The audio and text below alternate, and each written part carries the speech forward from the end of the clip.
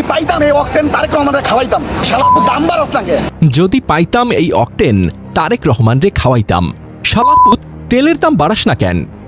হ্যাঁ, কথাগুলো কোনো সিনেমার ডায়লগ না, এটা বাস্তব। তেলের পাম্পে দাঁড়িয়ে এক যুবকের মুখ থেকে বের হওয়া আগুন ঝরা ভাষা। অথচ মার্চ এপ্রিলের শুরুতে বিশ্ববাজারে তেলের দাম অনেক বেড়ে গেলেও সরকার দাম না বাড়িয়ে বিপুল ভর্তুকি দিয়েছিল। লাখ লাখ কোটি টাকার ভর্তুকি দিয়ে জনগণের স্বস্তি দিতে চেয়েছিল। তখনও পাম্পে তেলের সরবরাহ নিয়ে কিছু অসুবিধা ছিল, লাইন পড়ত। ঠিক সেই সময়ে এই যুবক পাম্পে দাঁড়িয়ে প্রধানমন্ত্রীকে অশ্রাব্য ভাষায় গালি দিয়ে চিৎকার করে বলেন, তেলের দাম বাড়াচ্ছ না কেন? যেন তিনি চাইছিলেন দাম বাড়ুক। তার কাছে কি তেলের মজুত আছে, নাকি ব্যবসায়িক স্বার্থ, নাকি শুধুই রাজনৈতিক অন্ধত্ব আর ভাইরাল হওয়ার লোভ? দুনিয়ার কোথাও এমন দৃশ্য দেখা যায় না। সংকটের সময় সরকার দাম না বাড়ালে মানুষ স্বস্তি পায়, দাম বাড়ালে গালি দেয়। কিন্তু এই বাইকার ভাই উল্টোটা করলেন, দাম না বাড়ানোয় প্রধানমন্ত্রীকে অশ্রাব্য ভাষায় গালি দিলেন। গালাগালের ভাষা এতটাই নোংরা যে প্রকাশ করতেও গা ঘিনঘিন করে। তবে মজার ব্যাপার হলো, গালাগালের পরপরই সরকার দাম বাড়িয়ে দিল, যেন তার আকাঙ্ক্ষা পূরণ হয়েছে। এখন যারা প্রতিদিন রাস্তায় বাইক চালান, যারা কৃষিকাজে ডিজেল ব্যবহার করেন, যারা ছোটখাটো ব্যবসা চালান, তাদের জীবন আরও কঠিন হয়ে গেল। বিশ্ববাজারে তেলের দাম বাড়লে কোনো সরকারই অনন্তকাল ভর্তুকি দিতে পারে না। বাংলাদেশের মতো দেশে যেখানে জ্বালানি আমদানির জন্য বিপুল বৈদেশিক মুদ্রা খরচ হয়, সেখানে একসময় সমন্বয় করতেই হয়। কিন্তু সমস্যা হলো, যখন দাম না বাড়ানো হয় তখনও অভিযোগ, যখন বাড়ানো হয় তখনও অভিযোগ। আর কিছু মানুষ তো দাম না বাড়ানোতেও গালি দেয়।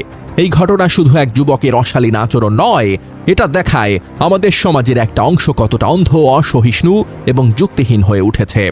রাজনৈতিক কারণে হতাশায় কিংবা শুধু ভাইরাল হওয়ার জন্য যে কোনো কিছুতে গালি দেওয়া যেন ফ্যাশন হয়ে দাঁড়িয়েছে। প্রকৃত সমালোচনা করা উচিত সরকারের জ্বালানি নীতি, ভর্তুকি ব্যবস্থাপনা, আমদানি কৌশল নিয়ে। কিন্তু প্রধানমন্ত্রীকে অশ্রাব্য ভাষায় গালি দিয়ে দাম বাড়াও বলা, এটা না বুদ্ধিমত্তা, না দেশপ্রেম, না কোনো সমাধান। এটা শুধু অশিক্ষিত রাগ আর অন্ধত্ব। এখন দাম বেড়েছে, জনজীবনের চাপ বাড়বে, আর যিনি গালি দিয়ে এই চাহিদা প্রকাশ করেছিলেন তিনি হয়তো এখন নতুন ভিডিও বানাবেন। দেখলেন, আমি বলেছিলাম।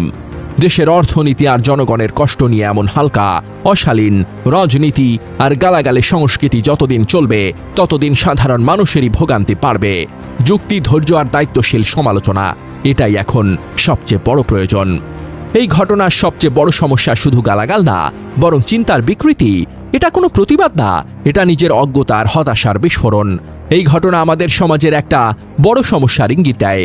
আমরা অনেকেই না জেনে, না বুঝে আবেগ দিয়ে বিচার করি, তথ্যের চেয়ে ভাইরাল ভিডিওতে বেশি বিশ্বাস করি, আর যুক্তির বদলে গালাগালকে শক্তি মনে করি।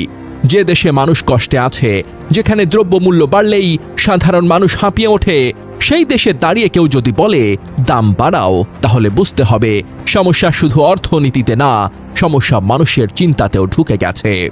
প্রতিবাদ করুন, প্রশ্ন করুন, সমালোচনা করুন, কিন্তু তা যেন হয় তথ্যভিত্তিক, যুক্তিসঙ্গত এবং ভদ্র ভাষায়। কারণ গালাগাল কখনো পরিবর্তন আনে না, কিন্তু সচেতনতা পারে পুরো সমাজকে বদলে দিতে।